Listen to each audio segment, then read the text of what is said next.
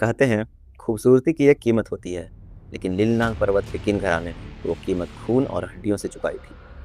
यह कहानी चाइना के उस घराने की है जिन्हें दुनिया फूलों का जादूगर मानती थी, जिनके बागों में खुले फूल शाही महलों की शोभा बढ़ाते थे। पर किसी ने कभी उन जड़ों को खोद कर नहीं देखा, जहाँ अपनों की ही लाशें गलकर खाद बन रही थी। कल्पना करो एक ऐसी हवेली की जहाँ दादी की ममता एक खंजर में बदल चुकी है, जहाँ एक चाचा अपनी रूह को बचाने के लिए सिर मुंडवाकर संन्यास ले लेता है और एक बहन अपनी ही सगी बहन को मौत के घाट उतारने के लिए अंधेरे में कटार लिए खड़ी है।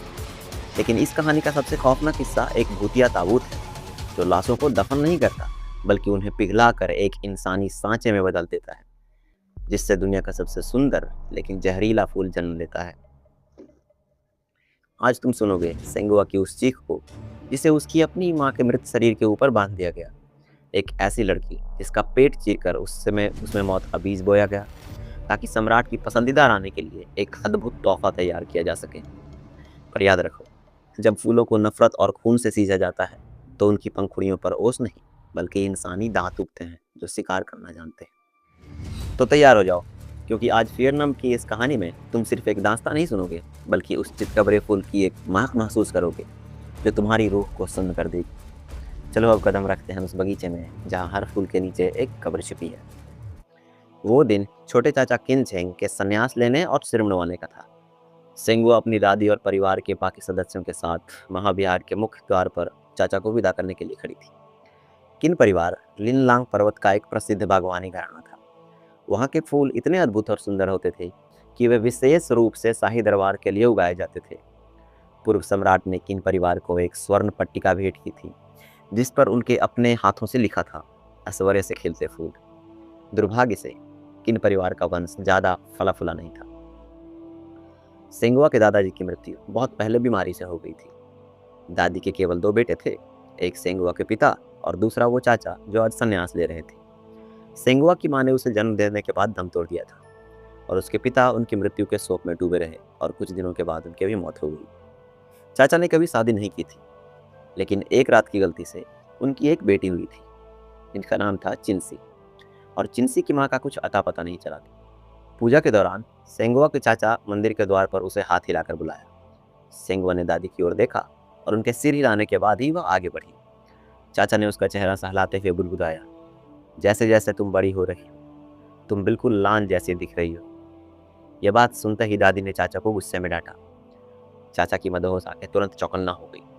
उन्होंने दादी की ओर देखा और सेंगुआ के कान में धीरे से कहा, सेंगुआ, जितनी जल्दी हो सके यहाँ से भाग जाओ, इस घर से दूर चली जाओ। इतना कहकर उन्होंने उसे पीछे धकेल दिया।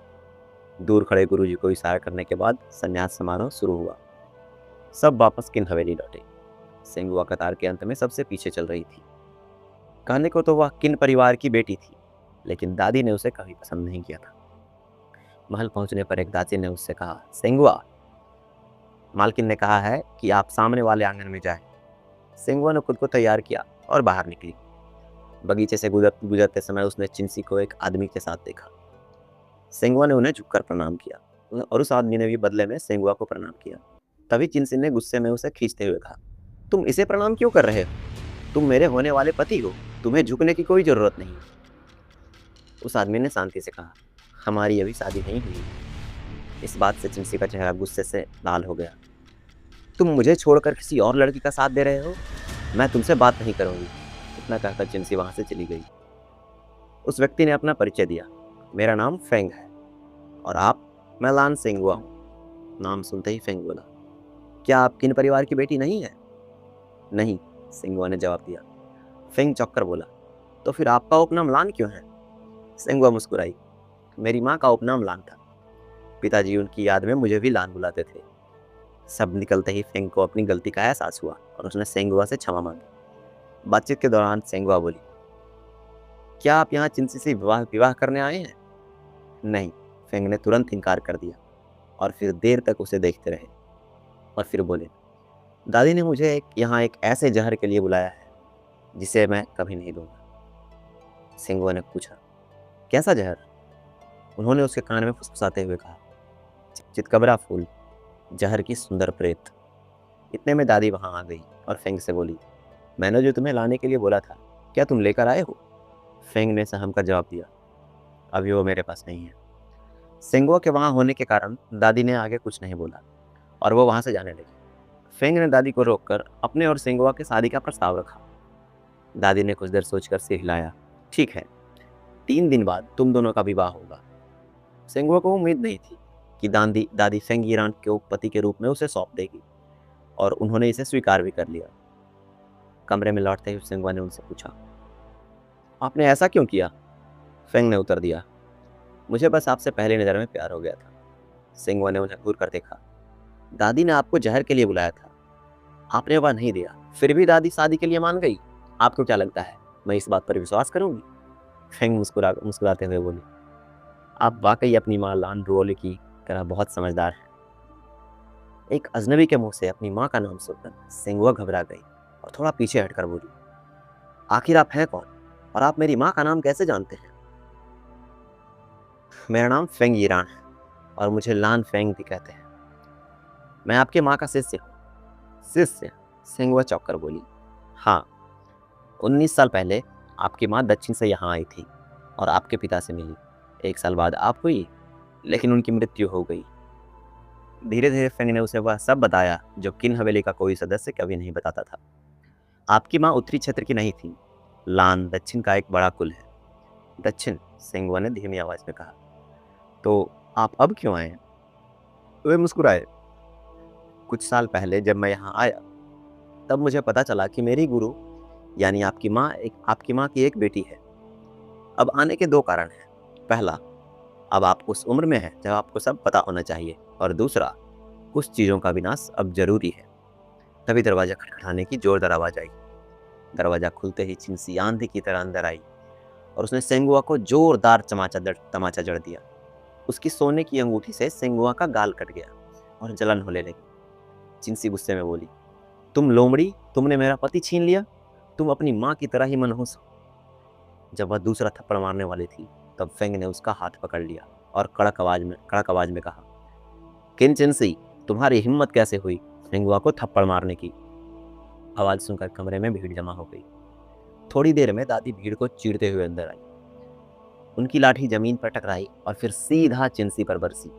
दुष्ट, अपनी बहन के साथ ऐसा बर्ताव, इतनी सुंदर त्वचा को तुमने नुकसान पहुंचाने की हिम्मत की। दादी को सिर्फ सेंगुआ की त्वचा की चिंता थी। फेंग ने उसके घाव पर एक रेशमी रुमाल रखा और बोला, इसे मत छूना, इस पर दवा लगी है। चिंसी को डांटने के बाद दादी सबको लेकर वहां से चली गई। सभी के जाने के बाद फेंग ने घाव को साफ करते हुए कहा, मालकिन वाकई क्रूर है, अपनी पोती पर भी दया नहीं की। सेंगुआ ने मुस्कुराते हुए फूलों को सहलाया। जब से मुझे याद है दादी हमेशा से ऐसे ही रही है, शांत, न खुश न नाराज। सिर्फ 9 साल पहले वह इतनी गुस्से में थी जब दादाजी की मृत्यु हुई थी। उन्होंने अचानक पूछा, क्या आपको पता है दादाजी की मौत कैसे हुई? वह बोली, सुना है कि अचानक तबीयत बिगड़ने से, जैसे मेरी माँ की हुई थी। यह सोचते ही सेंगुआ की आंखों में आंसू आ गए। दादाजी, माँ, पिताजी सब चले गए। शायद वे अचानक नहीं मरे थे, उन्होंने कहा। उनकी मृत्यु किन परिवार के शाही चढ़ावे से कुछ दिन पहले हुई थी। मैंने सुना है कि उसके बाद दादाजी ने एक अद्भुत फूल चढ़ाया था। उसके पत्ते सफ़ेद और जड़ें काली थी। महिलाएं उसे पसंद नहीं करती थी, लेकिन राजा और राजकुमार उसके दीवाने थे। उन्होंने जेब से एक छोटी पुस्तिका निकाली। यह मेरे गुरु और आपकी माँ की लिखी हुई किताब है। इसमें एक तकनीक का जिक्र है जिससे मानव पुष्प बीज कहते हैं। यह नाम सुनकर सेंगुआ का दिल दहल गया। इंसान की खाद से फूल उगाना। फूल अत्यंत सुंदर और इंसानी शक्ल जैसा होता है। वह फूलों में सर्वश्रेष्ठ माना जाता है। उन्होंने आगे पढ़ा, लेकिन मेरे पास इसकी पूरी विधि नहीं है। सेंगुआ ने कांपते हुए पूछा, आपका मतलब है कि दादाजी को खाद बनाकर फूल उगाया गया था? फेंग ने अपना सर हाँ में हिलाया। शायद लान फेंग सही थे, पर वह मानना नहीं चाहती थी। तभी सेंगुआ के हाथ नीचे वाला फूल अविश्वसनीय रूप से मुरझा गया। बचपन से ही उसमें यह शक्ति थी कि वह उसके भावों से फूलों को प्रभावित करते थे। आधी रात का समय था। चारों ओर सन्नाटा और गहरा अंधेरा था। एक साया हाथ में कटार लेकर सेंगुआ के कमरे में घुसा। कमरे में एक अजीब सी सुगंध थी। उसने बिस्तर की ओर कदम बढ़ाए और वार करने के लिए हथियार उठाया। तभी कमरे की मोमबत्तियां जल उठी। चिंसी, तुम अपनी बहन को मारना चाहती हो? फेंग लान कोने में खड़े थे, जैसे उन्हें पहले से ही पता हो। चिंसी घबरा कर बोली, फेंग, तुम यहाँ क्या कर रहे हो? सेंगुआ कहाँ है? उस कमरे में एक अजीब सी सुगंध थी जो चिंसी को मदहोश कर रही थी। तुम अपनी सगी बहन को मारना चाहती थी? फेंग ने बैठकर कहा। नहीं, मैं इतनी निर्दयी नहीं हूँ। लेकिन इतना बोलकर चिंसी हकलाने लगी। लेकिन क्या? बताओ मुझे। फेंग ने उसे अपनी बातों में फंसाते हुए पूछा। दादी हमेशा मुझसे प्यार करती थी, भले ही मेरे पिता ने कभी नहीं किया।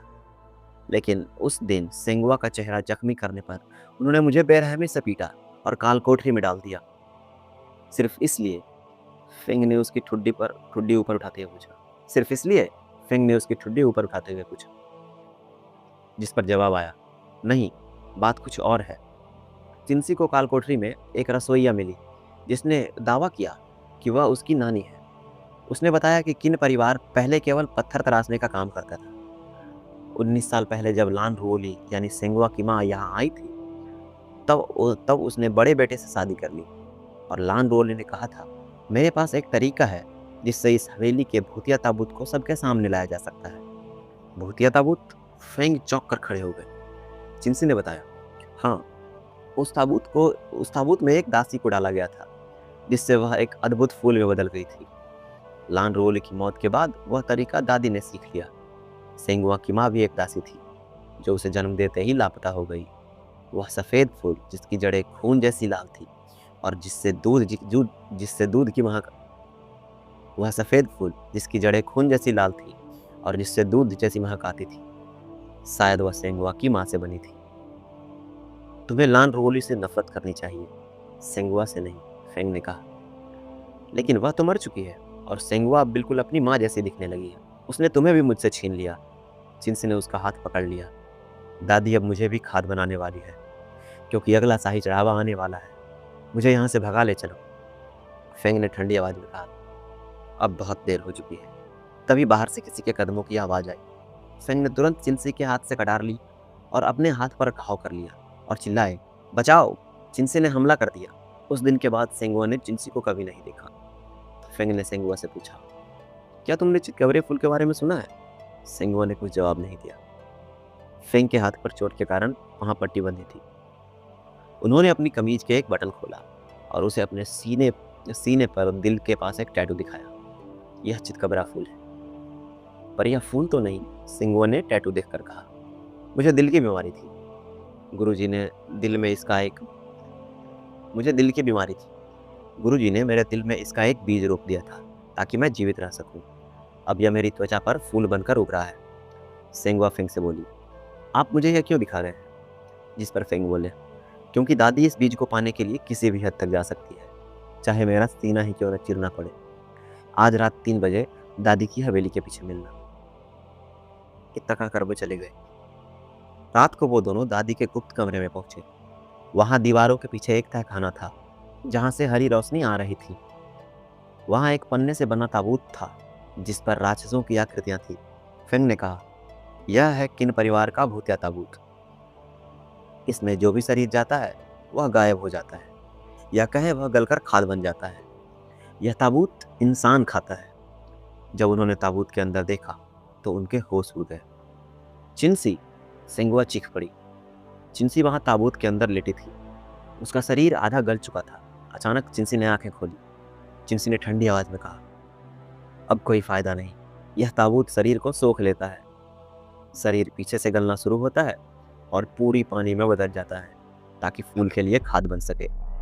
तभी अचानक एक परछाई पीछे से आई और फेंग के सीने में एक धारदार हथियार घोंप दिया। वह दादी थी।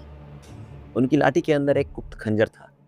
जैसे ही फेंग गिरे, ताबूत के अंदर से चिंसी ने अपनी बची कुची ताकत से फेंग को उसके अंदर खींच लिया। सेंगुआ ने देखा कि चिंसी की पीठ पूरी तरह गल चुकी थी और उसकी रीढ़ की हड्डियां बाहर दिख रही थी। वह मर गई थी और फेंग को भी अपने साथ ले गई। दादी ने फेंग के घाव पर हाथ डालकर वह काला बीज निकाल लिया और अपने पास रख लिया।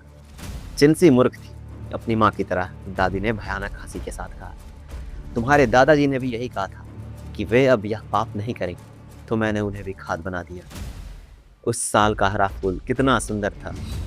दादी ने बताया कि उन्होंने सेंगवा की माँ की गुप्त किताब को चुरा लिया था, जिसमें उसमें लिखा था अद्भुत फूल उगाने के लिए 3 चीज़ें चाहिए होती हैं। इंसानी खाद जो जिनसे से बनाया जा रहा था, जहरीला बीज जो फेंग से निकाला गया था और एक विशेष फूलदान। दादी ने सेंगवा की ओर देखते हुए कहा, फूलदान के लिए दक्षिण की कन्या का शरीर चाहिए। उन्होंने एक स्विच दबाया और छत से एक ताबूत का ढक्कन नीचे आया। उस ढक्कन के ऊपर एक सूखा हुआ शरीर बना था। वह सेंगवा की माँ थी। देखो, तुम्हारी माँ अब बूढ़ी हो गई है। अब तुम नया फूलदान बनोगी। दादी ने सेंगवा को पकड़ा और उसकी माँ के मृत शरीर के ऊपर ताबूत के ढक्कन से बांध दिया। उन्होंने उसके पेट पर चीरा लगाया और वह बीज उसके शरीर के अंदर डाल दिया। नीचे ताबूत से सेंगवा के शरीर का गलित पानी सेंगवा के शरीर में जाने लग गया। सेंगवा ने अपना दर्द सहा और अपनी जबान नहीं काटी, क्योंकि अगर वह मर जाती तो उसका बदला अधूरा रह जाता। सेंगवा और उसकी माँ में एक शक्ति थी कि वे अपनी भावनाओं से फूल को नियंत्रित कर सकते थे। उसकी माँ ने उसके लिए सब सहा था, लेकिन सेंगवा के पास अब खोने के लिए कुछ भी नहीं था। उस साल किन हवेली का फूल पहले से कहीं ज़्यादा सुंदर था। सम्राट ने वह फूल अपनी सबसे प्यारी रानी स्याओ को दिया। रानी उस फूल से इतना प्यार करती थी कि वह उसे एक पल के लिए भी खुद से दूर नहीं करती थी। एक दिन जब दोपहर तक रानी नहीं जागी तो सेवक कमरे में गया और चिल्लाते हुए बेहोश हो गया। जब सम्राट पहुंचे तो देखा रानी का सिर गायब है और वह फूल और भी लाल हो गया था और उसके तने पर इंसानी दांत उग आए थे जो रानी की त्वचा को कुतर रहे थे। जब दादी ने यह सुना तो वह समझ गई कि क्या हुआ है। उन्होंने हवेली में आग लगा दी और आग की लपटों के बीच एक औरत के हंसने की आवाज़ आ रही थी।